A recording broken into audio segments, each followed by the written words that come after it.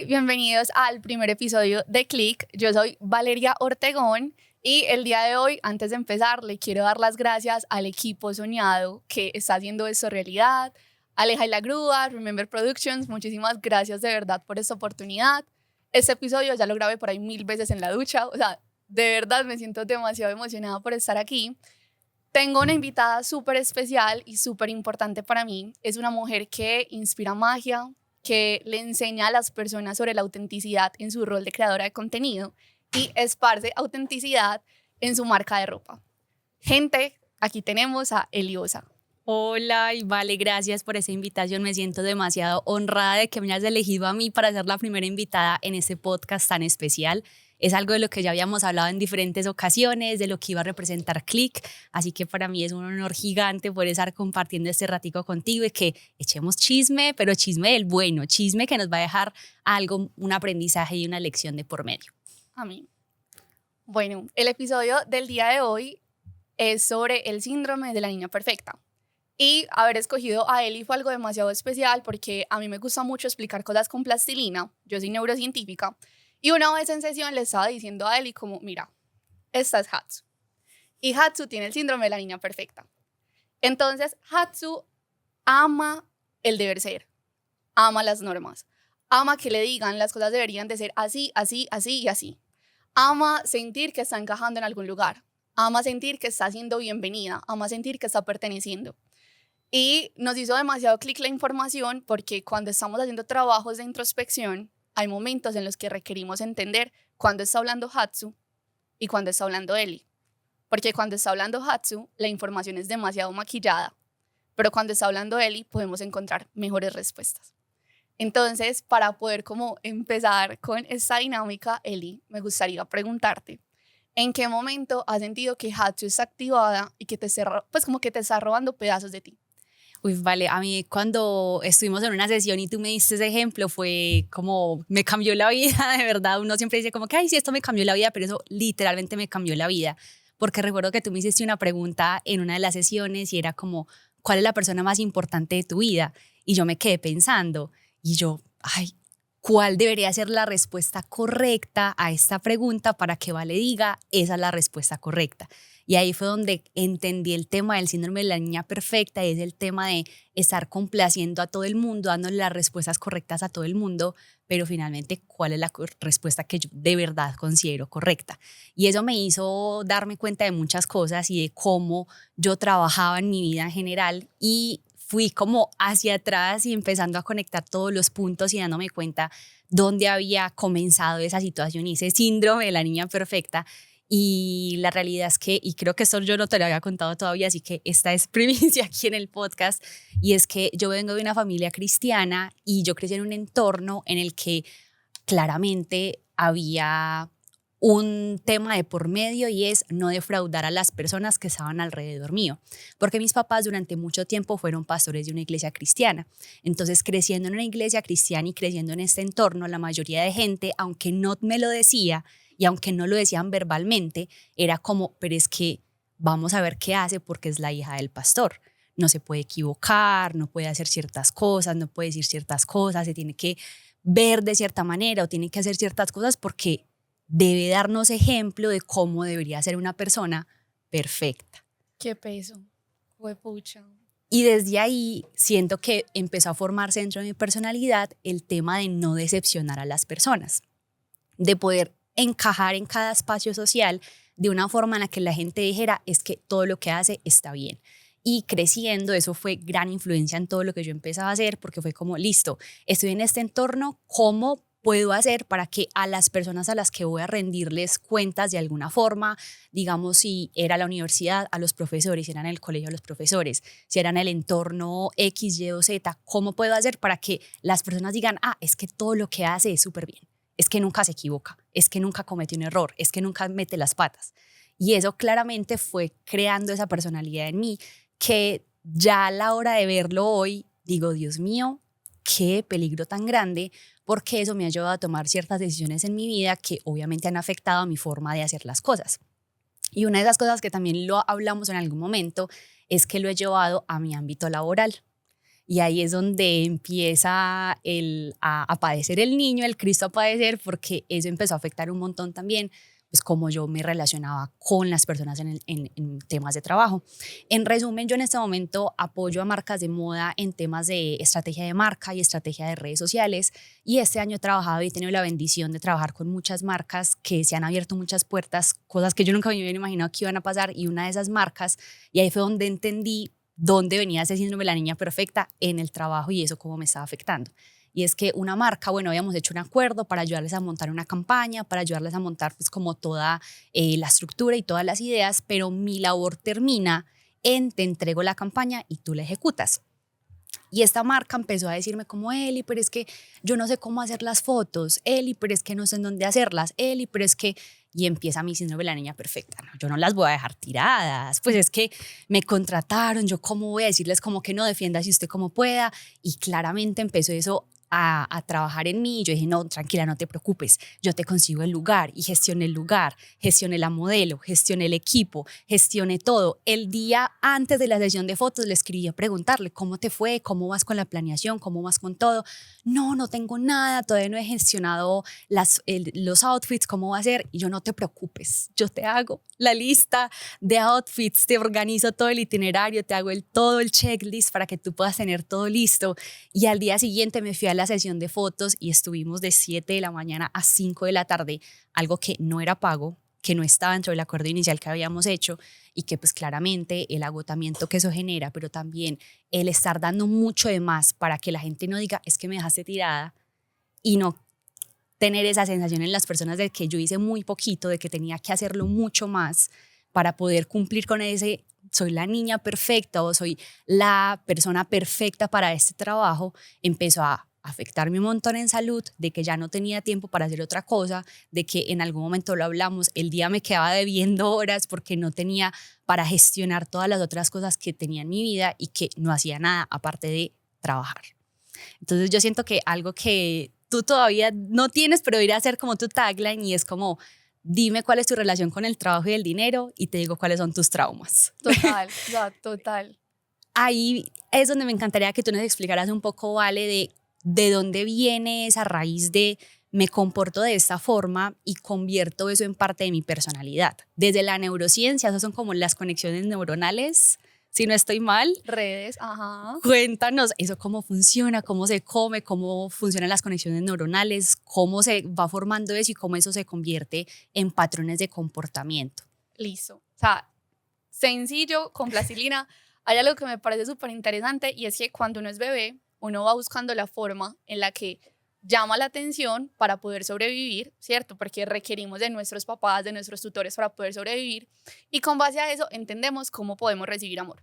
Ejemplo, está el bebé que se cae y llora, entonces la mamá, ay, ¿qué te pasó? Ven, yo te cuido, mi. Y entonces ese niño entiende, cada vez que estoy mal, que me aporreo o que me enfermo, recibo atención. ¡Pum! Nace un hipocondriaco. Después llega el bebé que empezó a caminar y todo es como, sí, súper bien, felicitaciones, y todo lo que hace bien se lo celebran. Entonces comienza, pues como que comienza un hacedor, que era mi caso también. Y después, por ejemplo, está el bebé que dice, ya, yo pues como que ya me caí, ya me aporreé, lloré, no me prestaron atención, ya hice las cosas bien, no me prestaron atención, voy a hacer una pataleta a ver qué tal.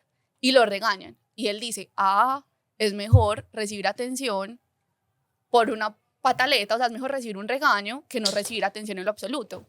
Entonces, posiblemente nace un bebé rebelde. O sea, como que son como pequeñas conexiones con las que empezamos a entender cómo funciona el mundo, como a nuestro alrededor. Y, por ejemplo, el caso mío era el de ese bebé, que hacía como todo súper bien. Entonces los papás, mi mamá, mami, te amo, pero esa fue la programación que yo tuve. Mi mamá siempre decía, si tener hijos es como tener a Valeria, yo tendría todos los hijos que fueran. Yo era una niña súper random, yo no jugaba con juguetes, a mí no me gustaban las muñecas, yo leía desde demasiado chiquita y leía Mafalda, entonces como que todo lo que yo iba aprendiendo, pues yo me sentaba a los 6 años, 7 años a preguntarle a mi abuelo qué es del comunismo, pues como por qué trabajan de esa manera, pues como que toda esa información que no es muy normal en los niños chiquitos. Y recibí una etiqueta gigante de la niña intelectual. Yo no sé si ustedes han visto esa película que se llama Ella está encantada, que es como protagonizada por Anne Hathaway. ella tenía el don de la obediencia y todo lo que le decían, ella lo hacía. Valeria, o sea, tal cual. Entonces hay que ser de esa manera, entonces yo era la mejor en todo. La mejor en el colegio, la mejor en el deporte, la mejor en lo que se tuviera que sacar, yo requería resaltar. Y yo requería hacerlo de la mejor forma posible. Y más o menos como en el 2021, no, en el 2020, 2019, empecé a pensar, la mayoría de los papás quieren un hijo obediente. Eso es demasiado dañino, porque una persona que sea hiper mega obediente no sabe colocar límites. Una persona que sea hiper mega obediente y pues no saber colocar límites es con todo, con el trabajo, con el estudio, con las personas o las relaciones interpersonales, o es una persona que siempre siente como ese sentido de insuficiencia, de no lo estoy haciendo súper bien, o si no me felicitaron de esa manera, entonces no era como lo que yo quería. Imagínense que eso iba tan así, que cuando yo estaba en el colegio, a mí me gustaba un niño. Y yo me metía a mirar qué página seguía ese niño en Instagram. Y con eso veía que le gustaba. Entonces yo decía, bueno, le gusta esta música, le gusta este deporte, le gusta esta comida. Y de las primeras conversaciones son como, vea vos, ¿qué música te gusta? Y yo esa. Y él, ay, a mí también. Y yo, lo estoy logrando. Pues como que, claro, era lo que yo quería hacer, pues como encajar como la niña perfecta. Y entonces después me empecé a dar cuenta de que por tener un montón de identidades, entonces esa es la identidad para ser perfecta con mis papás, y esa es la identidad para ser perfecta con mis amigos, y esa es la identidad para ser perfecta en el colegio. No sabía quién era. Qué pues fuerte. como que, sí, total. Te como vas poniendo que, una máscara en cada entorno social para que te exacto. acepten en ese entorno social de esa forma. Y de esa forma, la esencia de verdad se va perdiendo, porque entonces era dentro de lo random. A mí me encanta el reggaetón, pero también me gusta la música coreana. Y que alguien me preguntara, ¿a usted le gusta eso? Y yo, no, pues a veces la escucho porque me apareció ahí en YouTube, pero no, pues eso no es sostenible. Entonces, como que en el 2020, 2019 empecé a hacer como ese cambio, como vení, ¿quién está hablando? O sea, esto es lo que realmente quiero. ¿De verdad quiero ir a ese lugar o lo voy a hacer por hacer, pues como por quedar bien? Y eso empezó a hacer como muchísimos cambios porque es como, güey, pucha, qué rico se siente ser uno. Y qué rico se siente estar rodeado de personas que te aman por ser tú. Porque entonces entra mucho la culpa, entra mucho esa sensación de, si yo no soy de esa manera contigo, entonces ya no me vas a querer, y qué dolor. Porque entonces aprendo a que me quieres por lo que hago y no por lo que soy. Y eso nunca va a suceder. O sea, eso es súper pesado. Qué fuerte. Creo que acabas de decir como 10.000 verdades acá, que eso probablemente a muchas personas que estén escuchando eso por primera vez va a ser súper choqueante, y el momento en el que uno se da cuenta de eso, de verdad que te parte la vida en dos. Entonces, para las personas que están escuchando, ¿cómo uno puede reconocer que tiene el síndrome de la niña perfecta o del niño perfecto? ¿Cómo te das cuenta? O sea, ¿cuáles son como esos síntomas que tú puedes ir reconociendo dentro de tus comportamientos, patrones, para decir, pucha, culpable? Sí, definitivamente sí tengo este síndrome. Bueno, el podcast se llama Click porque literalmente cuando las neuronas se juntan para crear una red neuronal hacen como click, ¿cierto? Yo creo que a este punto la gente ha escuchado muchas cosas y ha dicho, pucha, click. O sea, o yo me comporto de esa manera, o yo pretendo eso, o no me siento yo pues como suficiente, o estoy pensando siempre en el futuro y en cómo voy a hacer las cosas, o si te digo que no me siento culpable y después me niego un montón de cosas a mí. O sea, como que yo creo que esos ya son como muchos puntos con los que uno dice, seguramente estoy intentando encajar y no ser yo. O si, por ejemplo, llegan a un lugar y la energía se siente como extraña y ustedes sienten que tienen que chistar de cierta manera o que tienen que comportarse de esa manera o que, no sé, pues como un ejemplo bobo, a esa persona hizo este gesto y yo vi que la gente aplaudió, yo también tengo que hacer ese mismo gesto. Son como puntos con los que yo diría, puede que tengan el síndrome de la niña perfecta. Otra clave, si eres workaholic, posiblemente tengas algo del ¿Y por síndrome de la niña qué? perfecta. Porque generalmente las personas que tienen este síndrome son muy hacedoras. Ok. O sea, son personas que mientras más hagan, mejor. Mientras más se entregue, mejor. Lo que tú estabas diciendo, por ejemplo, ahorita en tu historia, yo te resuelvo. No, sí, dale, no te preocupes, yo te resuelvo. Así era yo al principio cuando, por ejemplo, iba a dar consultas. Cuando yo escuchaba unas historias que yo decía, ¿cómo le ayudo a esa persona? O sea, como que que cómo le gestiona esa situación, porque claramente también es desde nuestra personalidad, desde yo te quiero servir. Y dónde se raya esa línea entre estoy dispuesto al servicio de las otras personas y quiero ayudarte y definitivamente no me corresponde, no debería hacerlo. ¿Cómo rayar esa línea? Siento que ese ha sido mi reto más grande en los últimos meses, luego de todo lo que hemos aprendido, porque es como, ok, estoy trabajando contigo, quiero darte lo mejor, quiero ayudarte, quiero apoyarte lo más que pueda, pero rayo el límite y aprendo a decir no. ¿Cómo lograr eso siendo una persona que es dispuesta al servicio? Yo pensaría en dos cosas. O sea, la primera es, ayudando a esa persona, estás pasando por encima de ti, de el tiempo que tienes, de lo que requieres hacer, de lo que te gusta, de lo que te corresponde. Si es así, seguramente ahí ya debe haber como un punto en el que uno deba colocar como un límite. Si ayudando a esa persona le estoy haciendo un daño, y con daño, pues yo creo que eso a veces no lo vemos. Por ejemplo, cuando se sobreprotege mucho a una persona, esa persona no aprende a hacer cosas por sí misma. Entonces, por ejemplo, lo que estábamos hablando, cuando uno es emprendedor, uno empieza con las uñas. Y hay momentos en los que a uno le toca comer rila, de una u otra manera. Pero si todo me lo resuelve mi amiga, que ya lo sabe todo, o sea, si me lo resuelve, no si me colabora, no si me enseña, no si me capacita, si me lo resuelve, ¿cuándo voy a aprender yo? Y cuándo voy a ver que estoy creciendo, o cuándo voy a ver que estoy como subiendo peldaños. Yo creo que esos son dos puntos, porque entonces en ese ser la que te resuelve, si por resolverte siempre te estoy acostumbrando a que tú no resuelves, el día de mañana vas a salir y no vas a saber cómo resolver, y entonces fue por ayudarte y por quererte mucho, pero no te estoy ayudando. Yo pensaría en esas dos cosas. O sea, como que ahí yo haría como los dos análisis. ¿Estoy pasando por encima de mí? Sí, no, listo. ¿Te estoy ayudando realmente o te estoy incapacitando? Porque a veces al ayudar también es un incapacitar. Es decir, no, o sea, como que yo te ayudo con esto pensando que no, de pronto no es capaz de hacerlo. ¿Por qué no? Es real, totalmente. Y en ese proceso, digamos, listo, pucha, ya identifiqué, definitivamente tengo este síndrome, ¿cómo lo puedo trabajar? Porque si ya algo hace parte de tu personalidad, es una red neuronal que está conectada, ¿cómo puedo empezar a transformarla para salir de ahí? Y también me encantaría esa pregunta porque me parece muy interesante cómo se crean nuevas conexiones neuronales. Ok, Vamos primera, por partes. vamos por partes. Respecto a la primera pregunta, yo creo que yo tengo 3 tips en este momento, como 3 clics, que serían como súper importantes. El primero vendría a ser como, vení, ya tienes como las reglas de todo el mundo. O sea, ya tienes el deber ser de lo que tu mamá espera, lo que tu papá espera, o lo que tus tutores esperan, tu pareja, tus amigos, el colegio, la universidad, lo que sea. ¿Qué quieres tú? O sea, tú quieres que, por ejemplo, la relación con el dinero se sienta así o quieres que se sienta de otra manera. ¿Quieres que la relación con el trabajo se sienta así o quieres que se sienta de otra manera? O sea, como que tú te puedes literalmente sentar a pensar. Yo soy un poquito sistemática y yo me acuerdo que yo me senté a revisar eso. O sea, si ya tengo un montón de normas, ¿cuáles quiero que sean como mis normas? ¿Cuáles quiero que sean como mis estándares?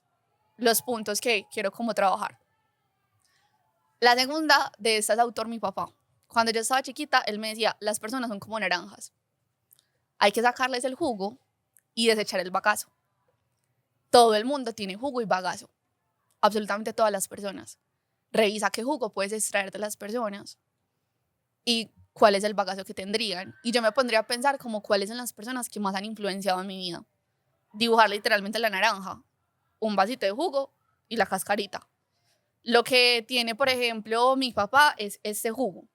Me quedo con eso. Hay cosas, por ejemplo, que yo sostengo de mis papás, porque yo digo, esto me parece muy bacano sostenerlo.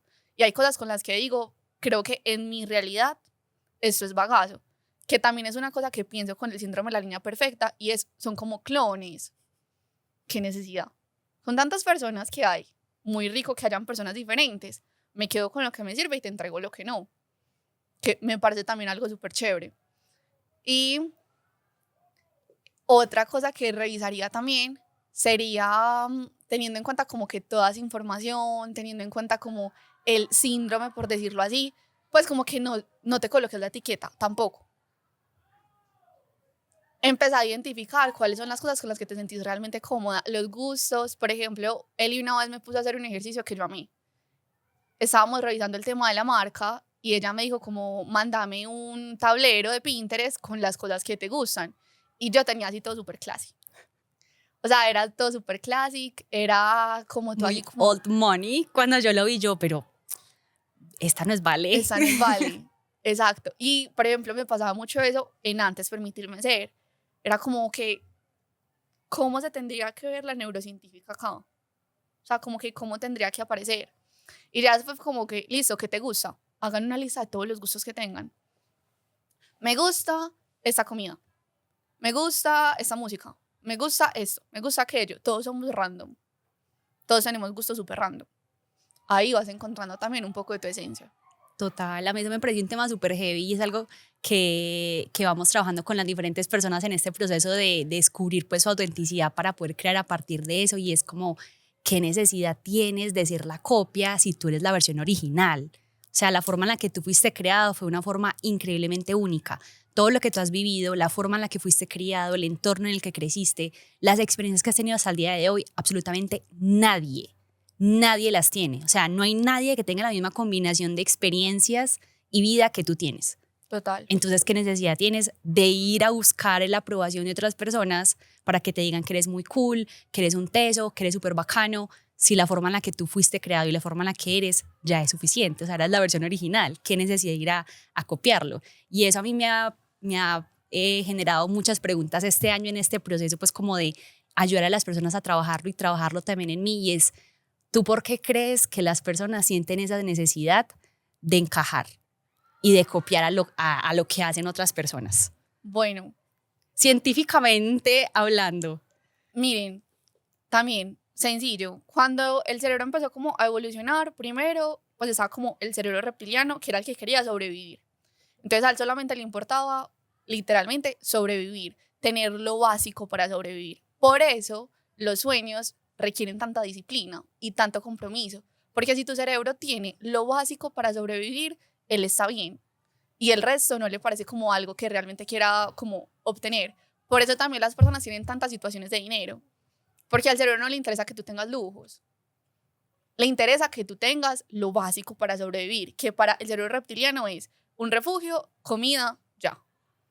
Y también por eso perder el trabajo es como tan desesperante, porque él piensa, no tengo dinero, entonces no tengo comida, entonces no voy a sobrevivir, me estreso.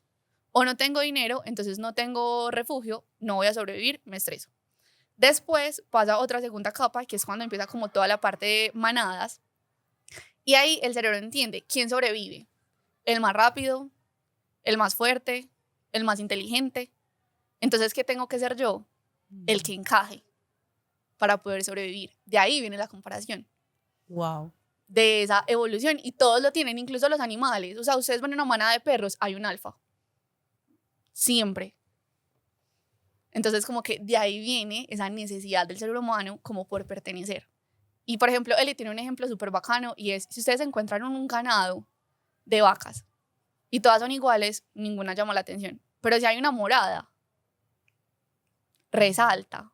Esa es la magia de la autenticidad.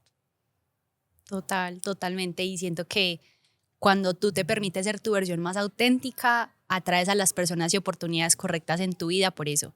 Y cuando tú te permites serlo, le estás dando a otras personas la oportunidad también de serlo. Cuando tú ves a una persona viviendo bajo su mayor autenticidad, tú dices, wow, es posible vivir también así. Es posible que se abran puertas, es posible que logres tus sueños, es posible que se den diferentes oportunidades, porque te diste la oportunidad de ser tu versión más auténtica. Cuando uno va a ver una persona que es súper sí misma, uno dice, fue pucha, qué bacana esa persona. La energía de más alta vibración, que eso yo lo escuché en un TikTok y me voló la mente y trato de siempre compartirlo, es que siempre dicen que la mayor vibración, la vibración más alta, la frecuencia más alta de vibración es el amor. Pero realmente la frecuencia más alta de vibración es la autenticidad. Porque cuando tú ves una persona que está viviendo bajo su mayor autenticidad, tú dices, wow, impresionante. Yo no sé, tiene lo que le decimos un je ne sais quoi, un yo no sé qué, cómo explicarlo, pero es tan interesante, es tan wow que tú dices, yo quiero ser como esa persona. Y no específicamente copiarla, sino yo también quiero sentir que la gente perciba eso como una energía, como algo que es muy auténtico. Y en ese proceso siento que lo más fuerte es poder encontrar esos traumas que todos tenemos y darme cuenta en qué momentos estoy buscando encajar para que las otras personas digan, es que esta persona es X, Y o Z, y encontrar ese síndrome de la niña perfecta para poder salir de ese lado y empezar a vivir bajo más tranquilidad y bajo más autenticidad. Siento que eso es súper poderoso. Me encantaría, Vale, que ya nos cuentes como para finalizar e ir finalizando esta idea, un poco de cómo es ese proceso de la biodescodificación y cómo a través de la biodescodificación podemos entender esos comportamientos, porque entender esto nos va a ayudar para lo que se viene en los siguientes episodios de Click y que las personas entiendan un poco qué es lo que haces alrededor de todo este tema. Bueno, o sea, Eli me está tratando de vender. Bueno, la descodificación es básicamente encontrar las raíces. O sea, la biodescodificación, que es lo que la gente tiene mucho en mente en esta era, es a mí me duele la cabeza, entonces voy a revisar el diccionario y me duele porque estaba demasiado preocupada. Listo, ese es un detonante. Fue como la gótica que derramó el vaso. Mi trabajo es entender por qué existe un vaso en primer lugar. O sea, ¿qué hace que tú te comportes de esta manera? ¿De dónde viene? Raíces. ¿Cuáles son las redes neuronales que han hecho que entres en esto? Punto clave. Revisa cuál es como tu síndrome de la niña perfecta. ¿En qué momento se encaja? ¿En qué momento se enciende? Para entender que está encendida y que en ese momento, uno, no te sientes completamente cómoda porque estás haciendo cosas que no quieres. Y dos, tampoco le estás permitiendo a las personas que te amen por lo que eres porque no les estás mostrando que eres. Te desgastas y estás viviendo como en un personaje. Salite del personaje. Cuando uno se sale del personaje, en la nada cabe todo. ¿Qué? ¿La puedes repetir? ¿Qué? Cuando uno se sale del personaje, en la nada cabe todo. Wow. O sea, si yo, por ejemplo, vacío eso, aquí cabe todo lo que yo quiera, pero si lo tengo lleno, tengo que revisar qué puedo aceptar o no. O si no reviso nada, o si no acepto nada, porque no me cabe nada más. Wow. Clic. Click. Nada más que decir. Nada más. Drop the mic. Impresionante, Vale. Ay, Eli, muchas gracias por estar aquí. Gracias a todas las personas que están viendo este episodio. Gracias por conectar con la información. Espero que sigamos haciendo muchos clics. Espero que de verdad hayan podido sacar herramientas muy valiosas de eso. Y nuevamente, gracias a Remember Productions, a Lega y la Grúa por esta oportunidad. Ya.